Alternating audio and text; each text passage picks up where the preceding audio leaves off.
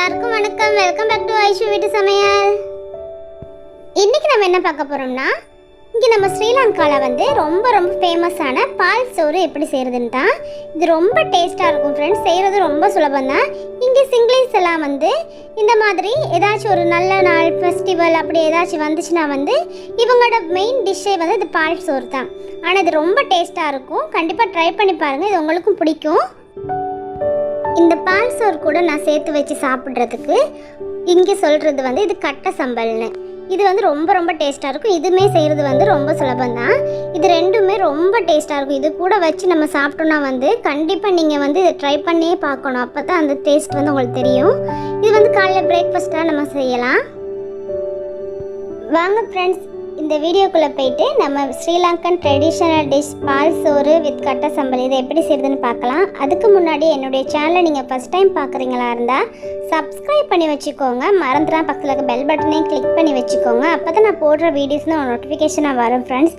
இது வரைக்கும் என்னுடைய சேனலை சப்ஸ்கிரைப் பண்ணி வச்சுருக்க எல்லாருக்குமே ரொம்ப ரொம்ப நன்றி. வாங்க வீடியோக்குள்ளே போகலாம்.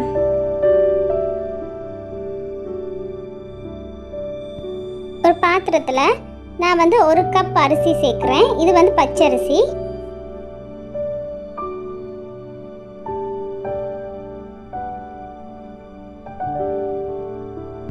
அரிசியை நல்லா கழுவி எடுத்துகிட்டு வந்துடுங்க. இந்த மாதிரி நல்லா கழுவினதுக்கு அப்புறம் இதில் நம்ம தண்ணி சேர்க்க போகிறோம். எப்போவுமே நம்ம சாதத்துக்கு வந்து 1 கப் அரிசிக்கு வந்து நம்ம 1.5 கப் தண்ணி சேர்ப்போம். இதுக்கு வந்து நம்ம வந்து கொஞ்சம் தண்ணி அதிகமாக சேர்க்கணும். நான் இதில் வந்து 2 கப் தண்ணி சேர்த்துருக்குறேன். தண்ணியை வந்து நம்ம அதிகமாக சேர்த்தா தான் வந்து அந்த அரிசி நல்லா வந்து சாதம் வந்து நல்லா குழஞ்சி ரொம்ப நல்லா டேஸ்ட்டாக இருக்கும். இந்த பால் சோறுக்கு வந்து சாதம் வந்து நல்லா குழஞ்சி இருக்கணும். இப்போ நம்ம சாதத்துக்கு தேவையான அளவு உப்பு சேர்த்துடலாம். அப்புறம் அரிசியில் வந்து இந்த மாதிரி 2 துண்டு நான் ரம்பையில் சேர்க்குறேன். இது சேர்த்தா வந்து நல்லா இந்த பால் சோறு வந்து இந்த இங்கே நம்ம ஸ்ரீலங்காவில் ஸ்டைல் மாதிரியே ரொம்ப வாசமாக ரொம்ப டேஸ்ட்டாக இருக்கும். இது வந்து உங்கள்கிட்ட இல்லாட்டி நீங்கள் ஸ்கிப் பண்ணிக்கோங்க. ஆனால் இது சேர்த்தா தான் வந்து நல்ல ஒரு வாசனை இருக்கும். இப்போ நம்ம ஸ்டவ் ஆன் பண்ணி வேக வச்சு எடுத்துடலாம்.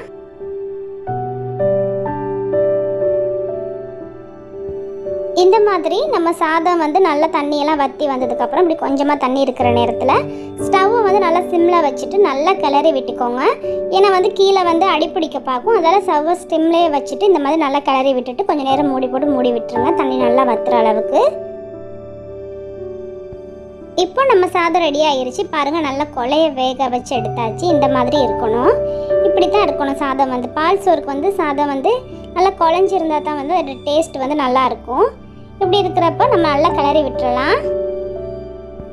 1 கப் அரிசிக்கு 2 கப் தண்ணி சேர்த்துருக்குறேன். அந்த சாதம் நல்லா கொலைய வேகிறதுக்கு எனக்கு கரெக்டாக இருந்துச்சு 2 கப் தண்ணி. நீங்கள் கொஞ்சம் தண்ணியோட அளவு வந்து பார்த்து சேர்த்துக்கோங்க. இந்த மாதிரி நல்லா கொலைய வேக வச்சு எடுத்துக்கொள்ளணும். அப்போ தான் இந்த பால் சோறு வந்து ரொம்ப டேஸ்ட்டாக இருக்கும்.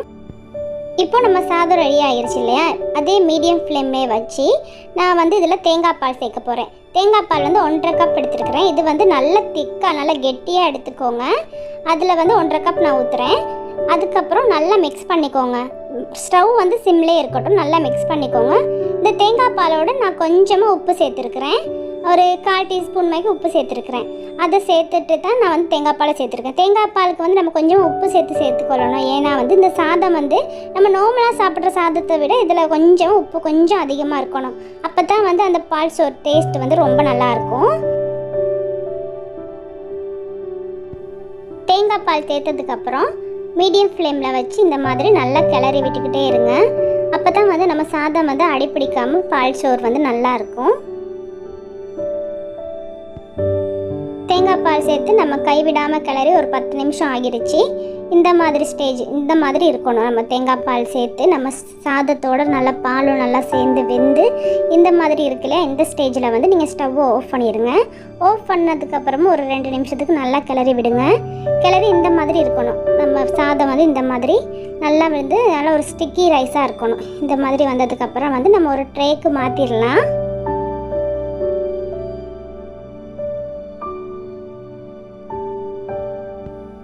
இந்த மாதிரி ஒரு ட்ரேக்கு மாற்றி நம்ம பால் சோறு எல்லாத்தையுமே இதில் சேர்த்துக்கோங்க.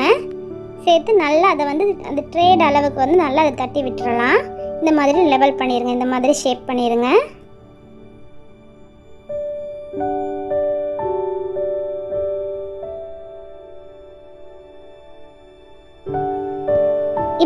தட்டில் போட்டு நல்லா லெவல் பண்ணி நம்ம வந்து தட்டி விட்டுக்கிட்டு இருக்கிறப்ப இந்த ரம்ப இலையெல்லாம் வந்து நீங்கள் எடுத்துருங்க. உங்கள்கிட்ட இந்த மாதிரி பேச்சுலா இல்லாட்டி நீங்கள் வந்து வாழை இலையில் கூட இது செய்யலாம்.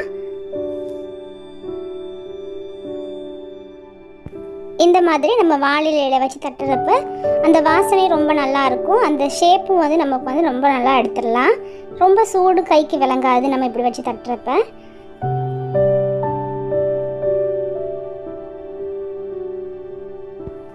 இப்போ கத்தியை வச்சு நம்ம கட் பண்ணி வச்சிடலாம்.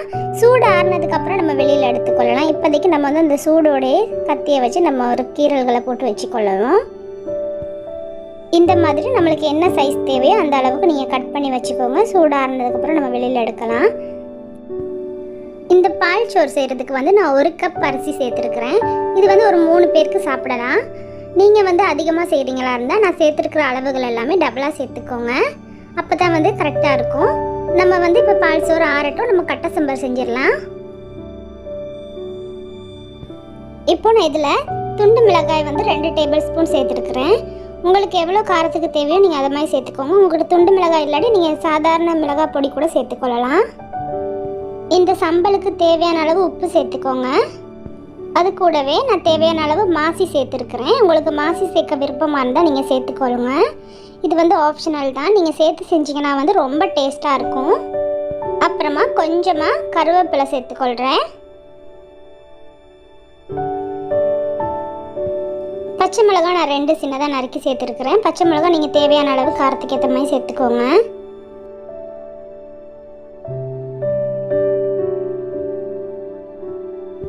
இந்த மாதிரி எல்லாம் நல்லா இடிச்சிடலாம். உங்களுக்கு இடித்து சம்பல் செய்ய விருப்பம் இல்லாட்டி நீங்கள் மிக்ஸி ஜாரில் சேர்த்து கூட நல்லா அரைச்சி எடுத்துக்கோங்க. எனக்கு என்னமோ இப்படி இடித்து சேர்த்து சம்பல் செஞ்சால் தான் வந்து ரொம்ப டேஸ்ட்டாக இருக்கும். அதால் நான் இப்படி செய்கிறேன்.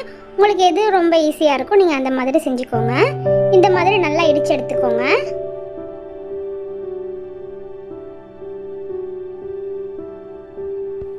இப்போ நான் இதில் வந்து பெரிய வெங்காயம் 2 நறுக்கி வச்சுருக்கிறேன். அதையும் சேர்த்துக்கொள்கிறேன்.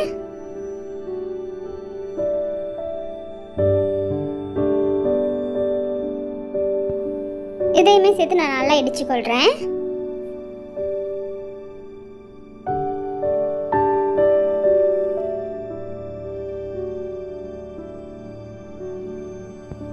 இப்போ 1 டேபிள் ஸ்பூன் நான் லெமன் ஜூஸ் சேர்க்குறேன்.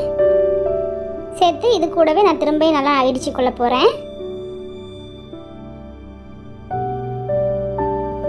பாதி இடிச்சிட்டு நான் ஒரு ஸ்பூனை வச்சு நல்லா மிக்ஸ் பண்ணிக்கொள்கிறேன். நம்ம சேர்த்துருக்க மிளகாய் பொடி, கருவேப்பிலை, அந்த பச்சை மிளகாலாம் அடியில் இருக்குது, அதெல்லாம் சேர்த்து நல்லா மிக்ஸ் பண்ணிவிட்டு திரும்ப நான் இடிச்சுக்கொள்கிறேன்.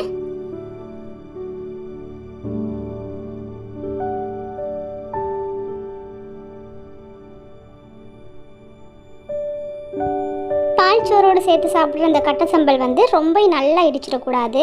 கொஞ்சம் நரன்னு இருக்கணும். இந்த மாதிரி இருக்கணும். ரொம்ப நல்லா இடிச்சிடக்கூடாது. நீங்கள் இதே மிக்ஸி ஜாரில் போட்டு நீங்கள் அரைச்சாலுமே ரொம்பயுமே கொலன்னு அரைச்சிடாதீங்க. இந்த மாதிரி இருக்கணும். இப்படி இருந்தால் தான் வந்து பால் சோறுக்கு ரொம்ப நல்லாயிருக்கும். இப்போ நான் ஒரு பவுலுக்கு இதை மாற்றுறேன்.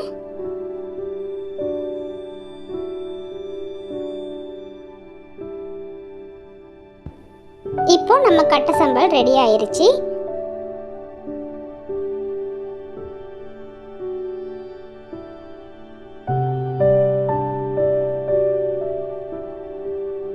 இப்போ நம்ம பால் சோறும் நல்லா ஆறி இருக்குது.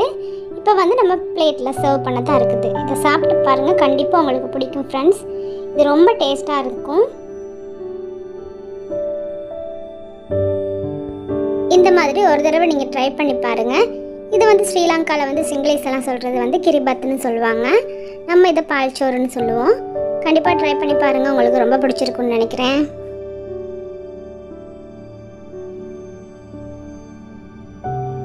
அவ்வளவுதான் ஃப்ரெண்ட்ஸ், ரொம்ப டேஸ்டான Sri Lankan recipe, Sri Lankan traditional dish பால் சோறு. இது கூடவே நம்ம ஒரு கட்டை சம்பல் செஞ்சுருக்குறோம். இந்த சம்பலும் பால் சோறும் கண்டிப்பாக ட்ரை பண்ணி பாருங்கள், ரொம்ப டேஸ்ட்டாக இருக்கும். இது உங்களுக்குமே ரொம்ப பிடிக்கும். நீங்கள் ட்ரை பண்ணி பார்த்துட்டு எனக்கு கமெண்ட் பாக்ஸில் கமெண்ட் பண்ணுங்கள் இது எப்படி இருந்துச்சுன்னு சொல்லி. என்னோடய வீடியோவெல்லாம் உங்களுக்கு பிடிச்சிருந்துச்சுன்னா லைக் பண்ணுங்கள், ஷேர் பண்ணுங்கள், கமெண்ட் பண்ணுங்கள், சப்ஸ்கிரைப் பண்ணுங்கள். மறந்துடா பக்கத்தில் இருக்க பெல் பட்டனையும் கிளிக் பண்ணி வச்சுக்கோங்க. அப்போ தான் நான் போடுற வீடியோஸ் வந்து ஒரு நோட்டிஃபிகேஷனாக வரும் ஃப்ரெண்ட்ஸ்.